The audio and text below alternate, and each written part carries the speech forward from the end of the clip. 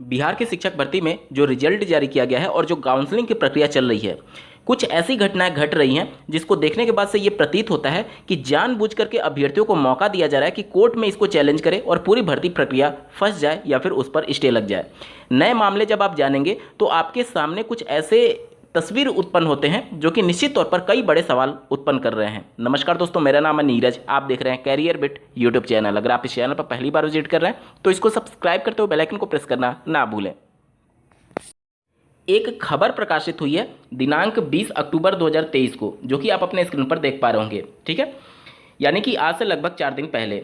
Screen पर देखिए, ये खबर बिहार विद्यालय परीक्षा समिति पटना के द्वारा प्रकाशित की गई है और यहाँ पर देख सकते हैं ये प्रेस विज्ञप्ति टाइप का है और इसमें यही सूचना दी गई है कि टेट 2023 और जो डीएलएड की परीक्षा जो कि सत्र 2021-23 बैच था, उसका जो फाइनल रिजल्ट है वो फिर से अपडेट कर दिया गया है, क्योंकि टेट 2023 के कुछ रिजल्ट में कुछ विसंगतियां थीं जिसको अपडेट करते हुए पुनः अपलोड करने की बात की गई है और इनकी जो वेब कॉपी है वो 3 अक्टूबर 2023 को अपलोड कर दी गई थी इनकी ऑफिशियल वेबसाइट पर, ठीक है।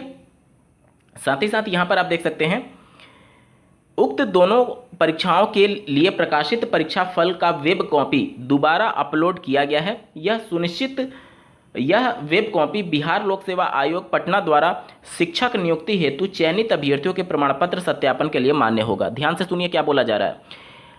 जो STET 2023 की परीक्षा हुई थी उसके रिजल्ट को मान्य किया गया है BPSC के माध्यम से। बिहार में जो TGT और PGT की भर्ती हो रही है उसमें मान्य किया गया है। पूरे खेल को आप समझिए। BPSC के माध्यम से जब शिक्षक भर्ती के लिए नोटिफिकेशन निकाला जाता है तो उसमें ये शर्त रखी जाती है कि अपीयरिंग में B.Ed DLED सब कुछ मान्य होगा, ठीक है, और सीटेट भी अपीयरिंग वाले को मान्य किया गया था। लेकिन TGT और PGT में STET का कोई भी शर्त नहीं रखा गया था। साथ ही साथ क्योंकि उस समय जो STET का कोई भी ऑफिशियल नोटिफिकेशन BSEB के माध्यम से जारी नहीं हुआ था, तो ये शर्त भी नहीं रखा गया था कि टेट पेपर 1 या फिर पेपर 2 अपीयरिंग वाले अलाउ होंगे अथवा नहीं। चलिए मान लीजिए कि ये क्लॉज उन्होंने छोड़ दिया और अपीयरिंग वाले को अलाउ करना चाहते थे, लेकिन इन्हीं के नोटिफिकेशन में ये भी बातें मेंशन की गई थी कि जो भी अपीयरिंग वाले कैंडिडेट होंगे उनकी परीक्षा 31 अगस्त 2023 से पहले हो जाना चाहिए हर हाल में। सीटेट का अगर आप परीक्षा देखेंगे तो 24 अगस्त को हुआ था और 31 अगस्त थ्रेशोल्ड डेट था। डीएलएड की परीक्षा जो बिहार में हुई थी वो भी 31 अगस्त से पहले संपन्न हो गई थी, तो इन सबको तो कोई प्रॉब्लम नहीं है। लेकिन जो STET की परीक्षा हुई थी वो आप देखेंगे सितंबर में हुआ था। वो परीक्षा 4 से लेकर के 15 सितंबर के बीच में हुआ है, जबकि डेडलाइन क्या थी, 31 अगस्त की थी। 31 अगस्त के बाद जितनी भी परीक्षाएं हुई हैं और अगर उसके बेस पर BPSC की शिक्षक भर्ती में काउंसलिंग कराई जा रही है तो वो सब कुछ नोटिफिकेशन के शर्तों के खिलाफ हो रहा है।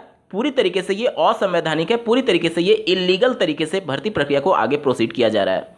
अब यहाँ पर BSEB के माध्यम से बाकायदा प्रेस विज्ञप्ति जारी की गई है न्यूज़पेपर में, जो कि आप अपने स्क्रीन पर देख पा रहे होंगे। इसमें यही कहा जा रहा है क्योंकि BSEB के माध्यम से टेट 2023 का जो रिजल्ट है उसमें वेब कॉपी अपलोड कर दिया गया है और BPSC के माध्यम से इस रिजल्ट के वेब कॉपी के आधार पर अभ्यर्थियों को काउंसलिंग प्रक्रिया में शामिल किया जा सकता है। क्या ये डायरेक्टली अभ्यर्थियों को निमंत्रण या फिर आमंत्रण नहीं दिया जा रहा है कि आप इस पूरे प्रक्रिया को कोर्ट में चैलेंज कर दीजिए, जब नोटिफिकेशन में ये शर्तें पहले से मेंशन है कि 31 अगस्त के पहले परीक्षा हो जानी चाहिए, वहीं अपीयरिंग वाले कैंडिडेट अलाउ होंगे और उनका रिजल्ट हर हाल में काउंसलिंग के समय आ जाना चाहिए, तभी वो अलाउ हो सकते हैं। तो फिर जानबूझ करके इन नियम, इन शर्तों का उल्लंघन क्यों किया जा रहा है? क्यों अभ्यर्थियों को मौका दिया जा रहा है कि वो कोर्ट में इस पूरी भर्ती प्रक्रिया को चैलेंज करें और कोर्ट के माध्यम से स्टे लग जाए या फिर पूरी भर्ती प्रक्रिया ही सवालों के घेरे में आ जाए? तो निश्चित तौर पर ये चीज़ें कुछ ऐसी हो रही हैं जो कि जानबूझ करके हो रही हैं।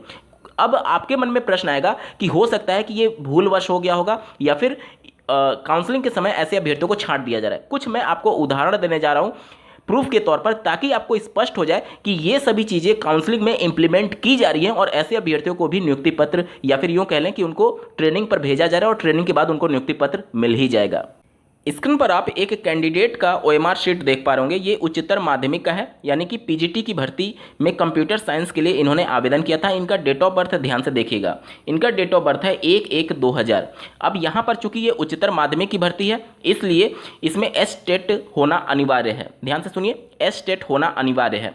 अब बिहार में जो एस्टेट की परीक्षा 2023 में हुई है उससे पहले एस्टेट की परीक्षा 2019 में हुई थी। ठीक है, उस समय की शर्त ये थी कि जो कैंडिडेट एस्टेट में आवेदन करेगा वो बिहार का निवासी होना अनिवार्य है, यानी उसमें डोमिसाइल लागू था। ठीक है, डोमिसाइल वाला जो पूरा पॉलिसी है वो इस बार हटाया गया है 2023 के एसटीईटी की परीक्षा में। ठीक है, इन अभ्यर्थी का चयन हो चुका है। मैं आपको रिजल्ट भी दिखा रहा हूँ। रिजल्ट आप अपने स्क्रीन पर देख पा रहे होंगे। अब यहाँ पर समझने वाली बात यह है कि जब 2019 के बेस पर ये कैंडिडेट उसमें सम्मिलित नहीं हुए होंगे तो फिर जाहिर सी बात है 2023 के बेस पर सम्मिलित हुए होंगे। और जो अभी मैंने आपको नोटिस दिखाया, प्रेस विज्ञप्ति दिखाया बीएसईबी के माध्यम से कि 2023 में जो भी अभ्यर्थी सम्मिलित हुए हैं वो भी चयन पाने के लिए पूरी तरीके से हकदार हैं, यानी कि उनका भी काउंसलिंग प्रक्रिया में शामिल कराया जाए। तो ये आप प्रूफ समझ सकते हैं कि 2019 वाले में तो ये अपीयर हुए हो नहीं होंगे, 2023 के माध्यम से अपीयर हुए होंगे और इसके माध्यम से इनका रिजल्ट भी आ गया और इनकी काउंसलिंग प्रक्रिया भी हो रही है। एक और कैंडिडेट का आप रिजल्ट देख पा रहे होंगे जो कि काउंसलिंग के बाद उनको एक तरीके से लेटर के तौर पर दिया जा रहा है उनके ट्रेनिंग के लिए, और इसके बाद उनको नियुक्ति पत्र दे दिया जाएगा। ठीक है, ये 23 अक्टूबर को लेटर इशू किया गया है और विषय देख सकते हैं सामाजिक विज्ञान, यानी कि ये या तो टीजीटी या तो पीजीटी से संबंधित हो सकते हैं। और पद का नाम आप देख सकते हैं क्लियरली लिखा गया है 9-10, यानी कि ये टीजीटी से संबंधित है, माध्यमिक स्कूल से संबंधित है। अब यहाँ पर अगर इनका एड्रेस देखेंगे तो ये उत्तर प्रदेश का एड्रेस है। जाहिर सी बात है अगर ये 9th 10th के लिए टीचर के तौर पर एलिजिबल है तो एसटीईटी पेपर 1 क्वालिफाई होना अनिवार्य है। 2019 वाला जो एस्टेट था उसमें बिहार के लिए डोमिसाइल रखा गया था, यानी 2019 में तो ये अपीयर नहीं हुए होंगे, 2023 वाले में ये अपीयर हुए होंगे। अब जब 2023 वाले में ये अपीयर हुए हैं उनके लिए परीक्षा जब सितंबर में हुई और नोटिफिकेशन की शर्त ही ये है कि 31 अगस्त के पहले आपकी परीक्षा हो जानी चाहिए, तो क्या ये लेटर उस नोटिफिकेशन के नियमों का, उस नोटिफिकेशन के शर्तों का वायलेशन नहीं कर रहा है? डायरेक्टली तौर पर ये ऐसे अभ्यर्थियों को भी अलाउ किया गया है जो कि एसटीईटी 2023 के आधार पर इस काउंसलिंग प्रक्रिया में सम्मिलित हो रहे हैं और उनको बाकायदा ट्रेनिंग पर भी भेजा गया है और उनको नियुक्ति पत्र भी दिया जा रहा है, जो कि सीधे तौर पर नोटिफिकेशन के शर्तों का उल्लंघन है। और अभ्यर्थियों को खुले तौर पर आमंत्रित किया जा रहा है कि आइए और इस पूरी भर्ती प्रक्रिया को कोर्ट में ले जाकर के चैलेंज कर दीजिए। इसके अलावा ऐसे कैंडिडेट जो कि डीएलएड अपीयरिंग में थे 2021-23 में और झारखंड बोर्ड से थे, उनका रिजल्ट अभी नहीं आया है, तो उनसे घोषणा पत्र लिखवा करके और उनको भी काउंसलिंग प्रक्रिया में शामिल करके नियुक्ति प्रक्रिया में आगे प्रोसीड किया जा रहा है। इसके संबंध में घोषणा पत्र का क्या लिखना है इसके बारे में यहाँ पर चीज़ें आप देख पा रहे होंगे। अब आप खुद सोचिए कि जिनका नोटिफिकेशन में शर्त ये मेंशन किया गया था कि काउंसलिंग के समय आपका रिजल्ट आ जाना चाहिए, अब अभी तक अगर इनका रिजल्ट नहीं आया तो नियम और शर्तों के हिसाब से इनको तो पहले ही काउंसलिंग प्रक्रिया में शामिल नहीं कराना चाहिए नोटिफिकेशन के हिसाब से, लेकिन चूंकि इनको शामिल कराया जा रहा है ये भी कहीं ना कहीं नोटिफिकेशन के शर्तों का उल्लंघन है। देखिए, मैं किसी भी कैंडिडेट के खिलाफ नहीं बोल रहा हूँ, लेकिन जो नियमों और शर्तों पर नोटिफिकेशन जारी होता है उसी नियम और शर्त पर ही भर्ती प्रक्रिया आगे प्रोसीड होती है। अब इस पॉइंट को लेकर के ये मत कहिएगा कि बीएड भी उस नोटिफिकेशन में शामिल था तो उसको कैसे बाहर कर दिया गया। बीएड को अनकॉन्स्टिट्यूशनल करार देते हुए 28 जून 2018 के उस गजट नोटिफिकेशन को ऑनरेबल सुप्रीम कोर्ट ने कैंसिल किया है। उसके आधार पर नोटिफिकेशन में बदलाव एक्सेप्टेबल होता है। जो प्रावधान अगर अनकॉन्स्टिट्यूशनल है उसको आप कोर्ट में चैलेंज नहीं कर सकते। जैसे कि जब बिहार राज्य सरकार ने डोमिसाइल पॉलिसी को लागू किया तो ये आर्टिकल 16(2) का सीधे तौर पर वायलेशन था।